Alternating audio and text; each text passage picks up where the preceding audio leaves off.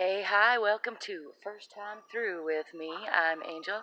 I'm about to do my serpentine belt, tensioner, and idler pulley on my 1999 Dodge Ram van 3500. It's got a 5.9 liter engine, and as you can see, my old serpentine belt kind of got used all up, like to the maximum, and shredded itself. It probably needed replaced for quite a while before this happened. My good old sunflower van held out as long as she could, but I'm about to put in, I ordered some parts off of Parts Geek.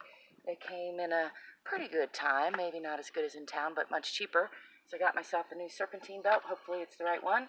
I got myself a new idler pulley because, check that out. I don't know. Now let me get to the right lighting.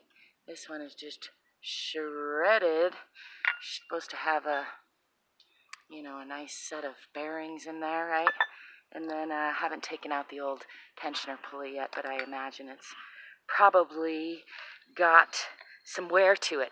I've looked up some videos, of course, like you are doing, and I think I need a 10 mil and a 15 mil. Got my socket set and my wrench set out. It needs to be pretty simple.